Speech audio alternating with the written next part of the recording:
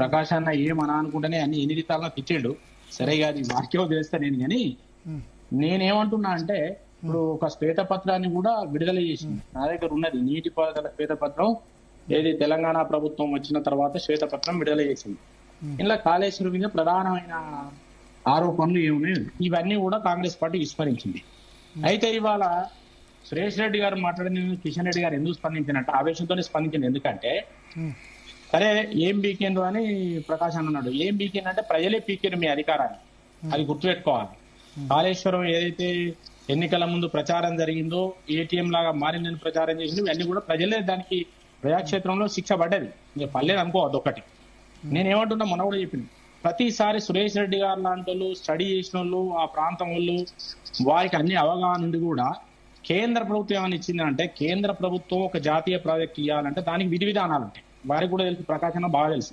విధి విధానాలు ఏముంటే ఆ ప్రాజెక్ట్ స్టడీ చేయడం కానీ నీటి లభ్యత కానీ అవన్నీ చేసి సిడబ్ల్యూసీ నుంచి పర్మిషన్స్ కానీ ఇంకా రకరకాల పర్మిషన్స్ వస్తే అప్పుడు దాన్ని బట్టి నిధులు రిలీజ్ చేసి ఇప్పుడు ఎట్లయితే మనకు పోలవరం వచ్చిందో ఆ పద్ధతిలో ఉంటుంది.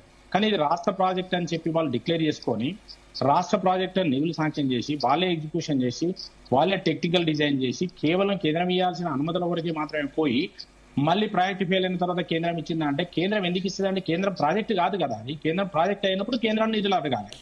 కేంద్ర ప్రాజెక్ట్ కానప్పుడు కేంద్రం దానికి ఎలాంటి కేంద్ర ప్రాజెక్ట్ కింద శాంక్షన్స్ రానప్పుడు అది కేంద్ర ప్రాజెక్ట్ నిధులు ఎట్లా ఇస్తుందండి. ఇది అందరికీ తెలిసిన విషయం. గైడ్ లైన్స్ ఉన్నాయి, దానికి కావాల్సిన గైడ్ లైన్స్ ఉన్నాయి, నాయకుడు ఉన్నాయి. ఇప్పుడు చెప్పేవాడిని కానీ ఆ గైడ్ లైన్స్ ఉన్నాయి, గైడ్ లైన్స్ ప్రకారమే కేంద్రం పోతుంది. ఎట్లా పడతాడు నువ్వు ప్రయారిటీ కట్టుకొని అవన్నీ చేయదు. తర్వాత రెండోది ఏం చెప్తున్నా అంటే ప్రయారిటీ కట్టిన తర్వాత వినొస్తుందా హలో ఆ ప్రాజెక్ట్ కట్టిన తర్వాత ఏమంటున్నా అంటే నిన్న హరీష్ రావు గారు ఒక ఇరిగేషన్ మినిస్టర్ గా ఉండి అంత అనాలోచితంగా మాట్లాడేటట్లుగో ఆయన ఒప్పుకున్నాడు, ఈయన మెచ్చుకున్నాడు, ఇవి కాదు కదా. నీకు ఇల్లు కట్టుకోవాలని పర్మిషన్ ఇస్తారు, కానీ ఇల్లు నువ్వు క్వాలిటీ కట్టుకోకపోతే దాన్ని పర్మిషన్ ఇచ్చిందో తప్పు అవుతుందా, గ్రామ పంచాయతీ తప్పు అవుతుందా? ఇది కాదు కదా. మీరు ప్రయారిటీ కట్టిండ్రు, మీరు 36 లక్షల ఎకరాలు 37 లక్షల ఎకరాలు టార్గెట్ ఇచ్చిండ్రు, 18 లక్షల ఎకరాలు ఇక్కడ ఇచ్చిండ్రు. మీరు 2019లో ఓపెన్ చేసిండ్రు, 2023లో దిగిపోయిండ్రు. ఆ మధ్యలో మీరు ఇచ్చింది ఎంత? మీకు ఆ గెజిట్ నోట్ లో మీకు 166 టీఎంసీలు చెప్తున్నారు మొత్తం 5 ఏళ్లకు.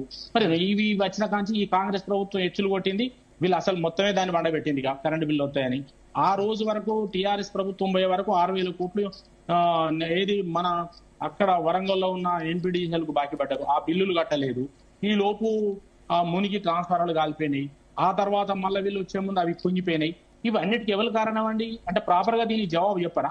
ఇవి ఏం చెప్పకుండానే ఉట్టిగానే కేంద్రం మీద మాట్లాడితే ఎట్లా అండి? ఇప్పుడు ఆ ప్రాజెక్టును ఆ మునిగింది ఎక్కడ, దాని లెవెల్స్ ఎట్లున్నాయి, ఎందుకు మునిగింది, ఆ బ్యారేజ్ ఎందుకు మునిగింది, వీటి మీద ఒక్క నాయకుడు మాట్లాడాడు. నేనే సిబిఐ అవసరం లేదు, ఏది అవసరం లేదు, కేంద్రాన్ని నమ్మో, నేనే ఎంక్వైరీ చేసి నేనే కేసీఆర్ని జైలు తోలుతాను ఈయన చెప్పిండు. ఆయన నదులకే నడక నేర్పిండని వాళ్ళు చెప్పిన అంతకు ముందు 70 mm సినిమా చూపించిండు. మరి 1100 టీఎంసీలు 7 ఏళ్లలో 6 ఏళ్లలో 1100 టీఎంసీలు ఎత్తిపోయాలి వాళ్ళ లెక్క ప్రకారం. 180 టీఎంసీ ఇంకా 6 నెలలు అన్నారు. నేను ముందులే చెప్తాను. మరి అవి ఎత్తిపోసిండ్రా? అంత ఆయకట్టు సాగైందా? మరి ఏమైంది ఇప్పుడు? ఇప్పుడు ప్రకాశాన్ని తాపోసినట్టు రిజర్వాయర్లు అయినాయి కదా. మేము ప్రాజెక్టు మొత్తం వేస్ట్ అంటలేము, రిజర్వాయర్లు పనికొస్తాయి, పైన కాలువలు పనికొస్తాయి. కానీ వీళ్ళు ఎప్పుడు ఏం చెప్తారు? వరదకాలం నుంచి వచ్చిన మిడ్ మానేర్ నీళ్లను లేదంటే ఎల్లంపల్లిలో వచ్చిన నీళ్లను చెప్పి ఇది దీని వల్లనే కాళేశ్వరం నుంచి ఎస్ఆర్ఎస్పీ సెకండ్ ఫేజ్ నీళ్ళు వస్తాయని చెప్తున్నారు. అంటే ఇది పచ్చబద్ధం కదా. మీరు 3 బ్యారేలు కట్టినాక బ్యాక్ నుంచి ఎంత ఎత్తిపోతారు? మీరు మార్చిండ్రు కదా, రాణైజర్ నుంచి ఇక్కడ మార్చిండ్రు. ఎందుకు మార్చిండ్రు? ఇక్కడ నీళ్ళు ఎక్కువ ఉన్నాయి, ఆడ నీళ్ళు ఎక్కువ ఉన్నాయని మార్చిండ్రు. నీళ్ళు ఎక్కువ కాంచి ఎంత చేస్తాను? మీరు కట్టిందే 23 టీఎంసీల కెపాసిటీ 3 బ్యారేజ్లు. మరి 3 బ్యారేలు 23 టీఎంసీలకు మరి అన్ని నీళ్ళు ఎట్లా ఎత్తిపోతారు నవంబర్ తర్వాత అంటే ఇంజనీర్లు కూడా ఆన్సర్ చెప్తలేరు. మీకు నీటి లభ్యత లేదు, క్వాలిటీ లేదు, టెక్నికల్ డిజైన్స్ కరెక్ట్ లేవు, అది స్టేట్ ప్రాజెక్టు. కానీ మీరు రెస్పాన్సిబిలిటీ తీసుకోరు. ఇప్పుడు వచ్చిన కాంగ్రెస్ పార్టీ రెస్పాన్సిబిలిటీ తీసుకోరు. నేనే చేస్తా అని చెప్పి తర్వాత కేంద్రం మీద నెట్టేసి ఓ పీసీ కోర్స్ కమిషన్ వేసిండ్రు. దాని మీద కొన్ని రోజులు 1 year కాలం గడిపిండ్రు. అంతకుముందు కొన్ని రోజులు కాలం గడిపిండ్రు. అసెంబ్లీలో కొన్ని రోజులు కాలం గడిపిండ్రు. తర్వాత మాకు శాత కాదని చెప్పి చేతులు ఎత్తించి కేంద్రానికి అప్పచెప్పింది. ఇప్పుడు కేంద్రం ఎందుకు ఎత్తలేదని మళ్ళీ బిల్లు అడుగుతారా? నువ్వు కాంగ్రెస్ పార్టీ నువ్వు చేస్తా అని చెప్పింది ఏం మిగిలినవన్నీ నేను అడుగుతాను. ఇన్ని రోజులు ఉన్నారేంటి? నీది కదా స్టేట్ ప్రాజెక్టు, నువ్వు దాని మీదే కదా ఎన్నికలో పోయింది, కేసీఆర్ విమర్శించింది, ప్రజలు దానికి ఆన్సర్ చెప్పింది కదా. మరి మీరు కూడా వైఫల్యమైనట్టే కదా. కాబట్టి మీరు రాజకీయాలే ఆలోచిస్తున్న తప్ప ఒక్క ప్రాజెక్టు కడతా, ఒక్క ప్రాజెక్టు గిన్ని గండాలు, ఒక్క ప్రాజెక్ట్ ను సరైన పద్ధతిలో యూటిలైజేషన్ లో పెట్టిన దాఖలాలు పోయింది 2 పార్టీలు, కాంగ్రెస్ పార్టీ కానీ టీఆర్ఎస్ పార్టీ కానీ. ఇవాళ మళ్ళీ పోయి పార్లమెంట్ లో సురేష్ రెడ్డి గారు మాట్లాడడంలో అర్థం ఏమున్నది? అరే మీరు ప్రాక్టికల్ గా చెప్పండి. నీళ్ళు వస్తున్నాయా? ఇప్పుడు ఈ సంవత్సరం ఎత్తిపోసిండ్రా? పోయిన సంవత్సరం ఎత్తిపోసిండ్రా? ఎన్ని ఎత్తిపోసిండ్రు? ఎత్తిపోశారు కదా ఈ సంవత్సరం ఎత్తిపోశారు కదా. ఎన్ని ఎత్తిపోసిన కాకుండా ఎల్లపల్లి నుంచి ఎత్తిపోశారు. చెప్తున్నా కదా, ఇప్పటి వరకు వాళ్ళకి తెలుసు. ఇరిగేషన్ అధికారులు చెప్పింది 166 టీఎంసీలు ఇప్పటి వరకు. మొత్తం ప్రాజెక్ట్ స్టార్ట్ అయిన 2019 ముగ్గురు ముఖ్యమంత్రులు ప్రారంభం చేసిన కాంచి అదేనా టార్గెట్? అదేనా మరి? అంటున్నా మూడో టీఎంసీ కూడా కేంద్ర ప్రభుత్వం ఆపింది ఆడికి. ఒక్క నిమిషం నేను క్లారిఫై చేస్తా.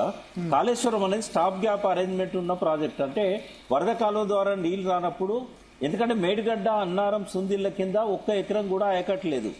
6th ప్యాకేజ్ 8th ప్యాకేజ్ దగ్గర కూడా ఒక్క ఎకరం కూడా లేదు. ఫస్ట్ టైం ఆయకట్టు ఎక్కడ ఉంది అంటే మిడ్ మానేర్లో పడ్డ తర్వాతనే ఆయకట్టు ఉంది కాళేశ్వరం ప్రాజెక్టుకి. ఈ మిడ్ మానేర్లో పడేదాకా 3 సోర్సెస్ ఉంటాయి. ఫస్ట్ పైనుంచి వరద నీరు వచ్చినప్పుడు మేడిగడ్డ పంపులో అందజేయరు. అప్పుడు వర్షాలు బాగుపడ్డాయి కాబట్టి ఆ పైన వరద కాలువ నుంచి నీళ్లను తీసుకున్నారు మిడ్ మానేర్కి.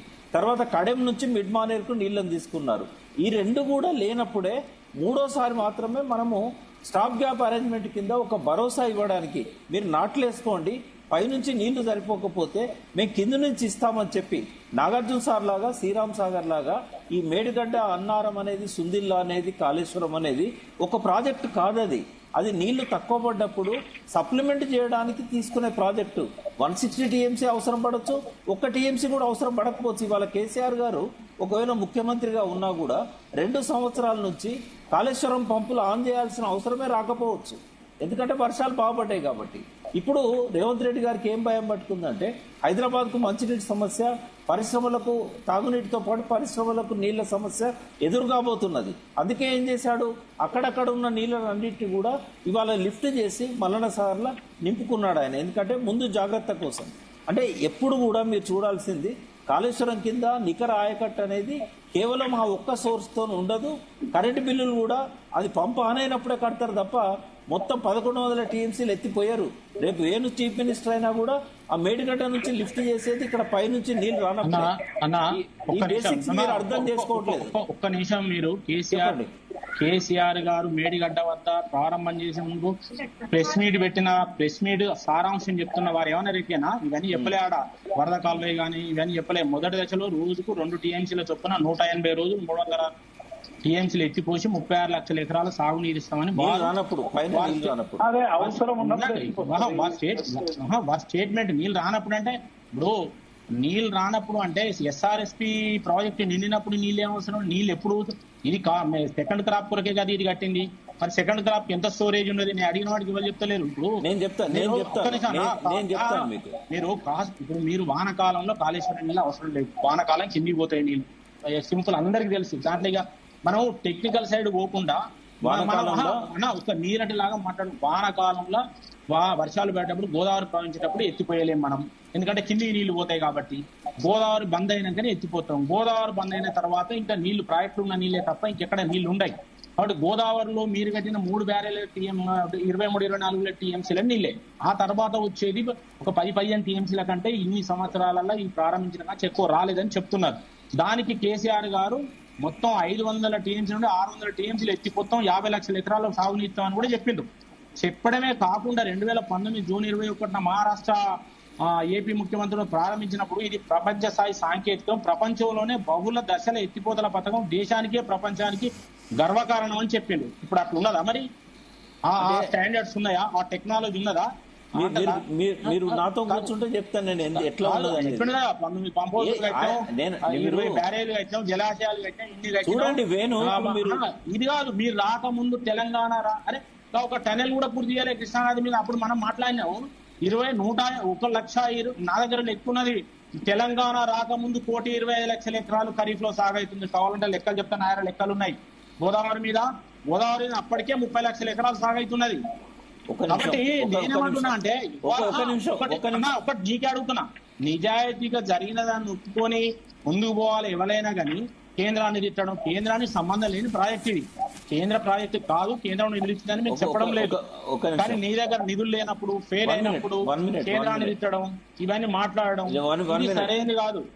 కేంద్రాన్ని పోనీ ఇప్పుడు యూటిలైజేషన్ లో ఉండి మీరన్న 1,00,000 కోట్లు వృధా అని మేము అంటలేం. 1,00,000 కోట్లు పెట్టినప్పుడు 1,00,000 కోట్లు కాకపోతే 93,000 కావచ్చు, 92,000 కావచ్చు, పెట్టనైతే పెట్టింది కదా. పెట్టినప్పుడు అది ఉపయోగం లేదంటే అన్ని కోట్లు వృధా అంటే అన్ని కోట్లు కొన్ని పని చేస్తాయి కావచ్చు, కానీ ఇప్పుడు మొత్తానికి పని చేయకుండా అయింది కదా అని ఆన్సర్. కాబట్టి వానాకాలంలో ఎత్తిపోసే ప్రశ్నే రాదని నేను అంటున్నా. ఎత్తిపోతే వాపస్ పోయినాయి. మీరు ఏమన్నా నవంబర్ తర్వాతనే ఎత్తిపోసే. నవంబర్ తర్వాత నీళ్ళు ఎక్కంటాయి, గోదావరిలో నీళ్ళే ఎత్తిపోయాలి. గోదావరిలో నీళ్ళు ఎక్కడుంటాయి అప్పుడు? ఇప్పుడు మీరు ఒక్కరే కొద్దిగా నీళ్ల లెక్కలు స్టడీ చేసి మాట్లాడతారు.